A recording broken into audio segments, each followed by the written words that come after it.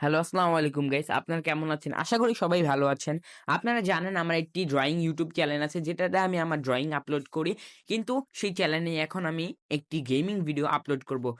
এই গেমের নাম হচ্ছে উইচ ক্রাই। এটি হচ্ছে উইচ ক্রাই সিরিজের ১ম পার্ট। এটি অ্যান্ড্রয়েডে অ্যাভেলেবল আছে। আপনারা চাইলেই খেলতে পারেন। তাহলে গেমটি শুরু করা যাক। আপনারা দেখতেই পাচ্ছেন আমার হাতের মধ্যে একটি জিনিস আছে যেটা দিয়ে আমি চাবিটাকে নিচে ফালিয়ে দিয়েছি। সেই চাবিটাকে দিয়ে এখন আমি একটি তালা খুলবো যাতে আমি এখান থেকে বের হতে পারি। আমি আপনাদের ১ম এই বলে দিচ্ছি যে আমি ১ম এ গেমটি খেলেছি দেন এটার উপরে ভয়েস ওভার দিচ্ছি। গেমের সাথে কথার যদি ম্যাচ না থাকে তাহলে আমাকে ক্ষমা করে দিবেন। আমি খাঁচা থেকে বের হওয়ার পরে দেখি পুরা রুমটা ঘুরে এখানে একটি চেস্ট আছে কিন্তু এই চেস্টটা খোলা যাচ্ছে না। তাই আমি বুঝে গিয়েছি তাই সময় নষ্ট না করে আমি নিচে চলে যাচ্ছি। ১ম এই আমাকে একটি গন্ধযুক্ত মোজা খুঁজতে হবে কারণ সেই মোজা একটি রুমের চাবি। সেই মোজাটাকে খুঁজতে পারলেই আমি সেই রুমে প্রবেশ করতে পারবো। দেখতেই পাচ্ছেন আমি সেই মোজাটাকে পেয়েও গিয়েছি। এখন আমি সেই রুমে প্রবেশ করব। আমি সেই মোজাটাকে নিয়ে এখনই সেই রুমের দিকে আগাচ্ছি। এই তো আমি পৌঁছে গেছি। এখন এই মোজাটাকে এখানে লাগিয়ে দিব। এখন আমি সেই রুমটি যতক্ষণে খুলছে ততক্ষণে নিচে যাব। এই রুমটির মধ্যে একটি দরজা আছে, যে দরজাটি কাঠ দিয়ে আটকানো। সেই কাঠটা ভাঙার জন্য আমাকে একটি ক্রowbar-এর প্রয়োজন হবে, যে ক্রowbar-টাকে আমি খুঁজছি। গাইস ইতিমধ্যে আমরা ক্রowbar-টাকে পেয়েও গেছি। এখন আমি সেই ক্রowbar-টাকে নিয়ে আবারও সেই বন্ধ রুমে যাব, যে বন্ধ রুমের মধ্যে আরেকটি সিক্রেট ডোর আছে যা কাঠ দিয়ে আটকানো এবং সেটাকে আমি এখন খুলবো। আমি পৌঁছে গেছি, এখন আমি সেটাকে খুলবো। এখন আমি সরাসরি এটাকে খুলে উপরে চলে যাব।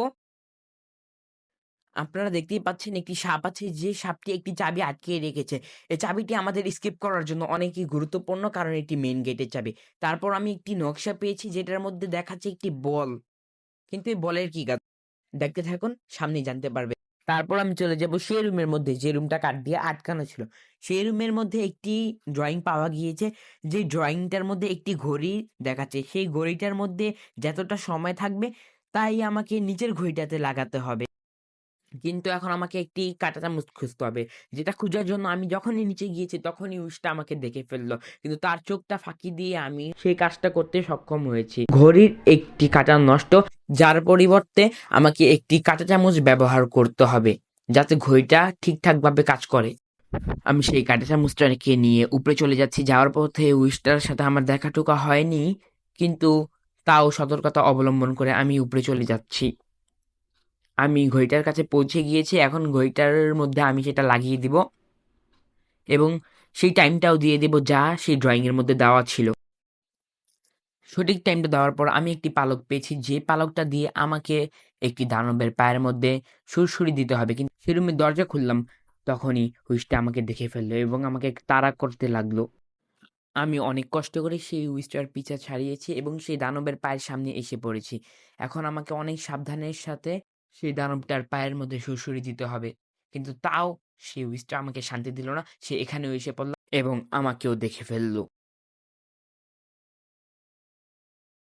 আমি সেই হুইচ থেকে পিছা সারানোর পরে আমি সরাসরি দানবের পায়ের কাছে এসে পড়েছি। সেই দানবটাকে সুড়সুড়ি দিলে সেই দানবের মুখ থেকে একটি হাত পড়বে, যে হাতের সাহায্যে আমি সেই সিন্দুকটাকে খুলতে পারবো।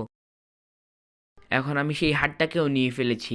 এখন আমি সোজা চলে যাব সেই সিন্দুকের কাছে, যেটাকে আমরা ভিডিওর ১ম এ দেখেছিলাম। এখন আমি সেই সিন্দুকের কাছে এসে পড়েছি এবং সেই হারটার সাহায্যে সেই সিন্দুকটাকে খুলেও ফেলেছি। এই চেস্টের মধ্যে আমরা একটি ডিস্ক পেয়েছি, যে ডিস্কটার সাহায্যে আমরা সেই ডাইনি বুড়িকে কাঁদাতে পারবো। আমাদেরকে সেই গন্ধযুক্ত মোজাওয়ালা রুমে ঢুকতে হবে, যে রুমের মধ্যে আমরা ভিডিওর শুরুতে ঢুকেছিলাম। আমি সেই রুমে ঢুকে পড়েছি এবং সেই ডিস্কটাকে সেই মিউজিক প্লেয়ারে রেখে দিয়েছি। এখনই সেই বুড়িটা আসবে এবং কান্না করবে। এই সুযোগে আমরা তার পকেট থেকে একটি জাদুর ঝুড়ি চুরি করে নিয়ে যাব এবং সেই জাদুর ঝুড়ি দিয়ে অনেক কাজ আছে। আপনারা সামনে দেখতে থাকুন। এখন সেই বুড়িটা এসে পড়েছে এবং চুরি করার সময়ও এসে পড়েছে। এখন আস্তে, আস্তে তার পকেট থেকে সেই জাদুর ঝুড়িটা আমরা চুরি করে নিব। চুরি করা শেষ। এখন আমাদের ২ টি ম্যাজিক্যাল বলের প্রয়োজন হবে, যেটাকে আমরা বেসমেন্টে এবং কিচেনে খুঁজে পাবো। ১ম টা আমি পেয়েও গিয়েছি। এখন এই ম্যাজিক্যাল বলগুলোকে আমাদেরকে একটি জায়গায় রাখতে হবে। আমি যখনই এটি উপরে যেতে নিয়েছি তখনই সেই ডাইনি বুড়িটা আমাকে দেখে ফেলল। তাই আমি ডাইনি বুড়ির হাত থেকে বাঁচার জন্য তাড়াতাড়ি করে বেসমেন্টে চলে যাই এবং বেসমেন্টের একটি জিনিসে লুকিয়ে পড়ি।